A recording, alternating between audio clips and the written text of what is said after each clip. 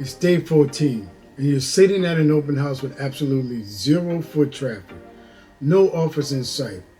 Your phone buzzes with a text from the seller asking why nothing is happening, and you realize you have no good answer to give them. The truth is, your price on the home is based on Zillow's estimate, and the market rejected that number the very second the listing went live. You're a licensed agent who wants to close profitable listings, but you let the seller dictate the price using the consumer algorithm instead of your own expertise. Therefore, you need to master the professional MLS CMA to stop losing deals to a computer that has never actually walked through the front door of that property. For talk, most agents build their CMA by looking at a few past sales and calling it a day. Later in this breakdown, I'm going to show you how to reverse engineer a listing to find active buyers before you ever present a price to the seller. That one move changes the entire dynamic of how you walk into a listing appointment because it shifts the focus from guessing to a strategy. Here's the truth about why your listings are sitting on the market. Tip number 1, the Zestimate trap and the 14-day dead zone. Zillow is a consumer search tool, while the MLS is a platform where professionals actually transact business. Those are two completely different instruments for two completely different purposes. Confusing them is costing agents listing, credibility, and hard-earned commission. The Zestimate is a public-facing algorithm that Zillow built to drive traffic to their own platform, not to help you price a home with any level of accuracy. It pulls from the public records, tax assessments, and historical sales data, but it cannot account for updated kitchens, deferred maintenance, or lot premiums. It has no idea what buyers in your specific zip code are actually willing to pay right now, making it a rough estimate dressed up to look like a professional analysis. Sellers love it because almost always skews a high number out, which sets you up for a difficult conversation from the very start. Here's what that mistake actually costs you. Every listing has a critical window of opportunity, and the first 7 to 14 days on the market are when buyers are interested. Buyers' interest reaches absolute peak. Serious buyers and their agents are watching new inventory drop in real time, and when your listing hits the MLS, those buyers evaluate it immediately against everything else in that price range.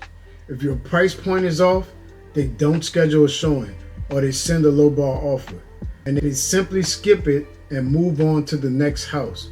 You end up with zero feedback because the market is rejecting your price silently. After 14 days pass with no showings, the entire energy of the listing shifts and the property starts to look stale to the public.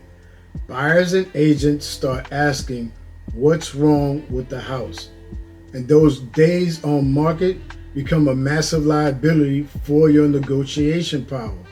The seller gets anxious and they start pressuring you for answers, and even when you finally convince them to reduce the price, the eventual sale price typically lands below what an accurate price from day one would have been. You lose time, you lose the trust of your seller, and ultimately you lose money. This is where most agents fail because they agree to a high number just to win a listing and secure a signature. They tell themselves the market might surprise them, but it rarely does. Overpricing is a short-term win that produces a long-term problem for your career. Your reputation absorbs the damage when the listing expires or it sells at a deep discount. That's a price you cannot afford to pay. Why does this matter? Beyond one bad listing, your pipeline depends on your track record. And because sellers talk to each other, a story about your homes sitting on the market will circulate quickly. Consumer data does not sell houses, but real-world data does. And now let's talk about the specific numbers you must pull from the MLS to build a CMA that actually holds up in a listing presentation. Tip number 2, stop looking exclusively at what sold 6 months ago, because that's the most common CMA mistakes agents make, and it produces a picture of the market that is already outdated by the time you sit down with the seller. The MLS gives you 3 data points that are far more powerful than the closed sales alone, and you need all 3 working together to tell the complete story. First is days on market, which is the ultimate truth teller for any neighborhood. You need to pull the active and recently expired listings for comparable properties to see how long they've been sitting. If homes at a certain price point are lingering for 60 days or more, that's the market telling you exactly where buyer hesitation begins, and your pricing strategy must reflect that reality. The second data point is price reductions on active listings. You should pull every comparable listing that has had a price cut in the last 30 to 60 days to show the seller what's actually happening nearby. Show your seller the home 2 streets over that started at $420,000 and set for 45 days and then dropped to $395 without ever going under contract. That's not just a number on a spreadsheet, but it's the proof what happens when you chase a zestimate instead of the market. The market dictates how much the property is going to sell for. The third data point is open house traffic in the immediate neighborhood. If comparable homes are holding open houses with 0 to minimal foot traffic, that market feedback is happening in real time, and it means that buyers are simply not showing up. Your Zestimate-based price will produce the same result because the demand isn't there. Here's how you use all 3 at the listing presentation.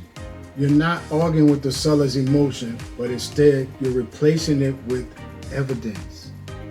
Days on market, price reductions, and dead open houses are not your opinions about their home, but they're all the market's verdict on that price range and what's happening right at that moment. When you lay those 3 data points on the table, you shift the conversation from what the sellers want to what the buyers are actually going to pay.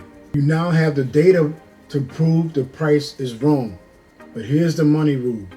Data alone does not close a seller, and you still need to prove you can bring them a buyer. That's exactly what the next tip covers. Tip number 3, the secret CMA and the reverse engineering for buyers. Success comes from systems, not luck. Here's how reverse engineering works.